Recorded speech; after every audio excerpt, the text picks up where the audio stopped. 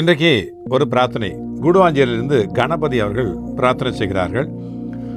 பிரார்த்தனை என்னவென்று சொன்னால், அப்பா, நான் பிரார்த்தனை செய்கின்ற பொழுது எந்த கடவுள் எந்த தெய்வத்தை நினைத்து பிரார்த்தனை செய்வது என்பது தெரியவில்லை. நான் பிரபஞ்சத்தை மட்டும்தான் வேண்டுகிறேன். இது சரியா தவறா அப்படின்னு கேட்டுட்டு பிரார்த்தனை பண்ணுங்கப்பா, அப்படி பாபா தான் எனக்கு அப்படின்னு சொல்லிக்கிறார். உண்மை சாயப்பா எல்லா தெய்வத்தினுடைய பிரதிநிதி அப்படின்னு நான் அடிக்கடி சொல்வேன்.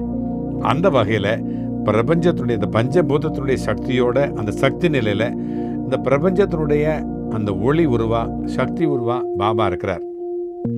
ஒருத்தரும் நினச்சிக்கணும், நானும் இந்த பிரபஞ்சமும் ஒன்று, பிரபஞ்சத்திலே நானும் அடக்கும், எனக்குள்ளாக பிரபஞ்சம் அடக்கும் அப்படின்னு நினைக்கணும்.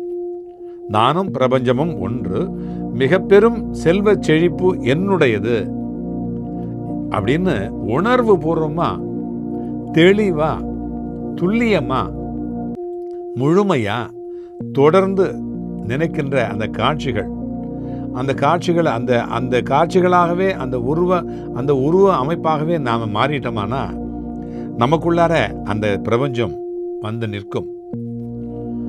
அது வெற்றி அடைஞ்சிடுச்சு அப்படின்னு நம்ம நினச்சோம்னா, கற்பனை பண்ணோமானா, இப்போ பணக்காரனா நான் ஆகணும் அப்படின்னு நினைக்கிறத விட நான் பணக்காரனாகவே ஆகிட்டேன் அப்படின்னு நினச்சா பணமே இல்லாமல் நமக்கு சந்தோஷம் கிடச்சிடும். அதுதான் உண்மை. பணம் இருக்கிறவங்களாம் சந்தோஷமாக இருக்கிறாங்கன்னு ஒரு பொழுதும் நினைக்காதீங்க. பணம் இல்லாதவங்களாம் வருத்தமாக இருக்கிறாங்களோ அப்படின்னு நினைக்கப்படாது. இங்கேயும் இருக்குது வருத்தம், அங்கேயும் இருக்குது. இங்கேயும் சந்தோஷம் இருக்குது, அங்கேயும் சந்தோஷம் இருக்குது. ஆகையினால இந்த பிரபஞ்சம் நமக்குள்ளார இருக்கிறது அப்படின்னு நினச்சிட்டோம்னா, மனசில் அந்த காட்சியை நம்ம உருவாக்கிக்கிட்டோம்னா பாருங்க, நம்ம சந்தோஷமாக இருப்போம். பாபா அதை தான் சொல்றார். நீ நம்பிக்கையாரு, நீ பொறுமையாரு, எல்லாம் கிடைக்கும்.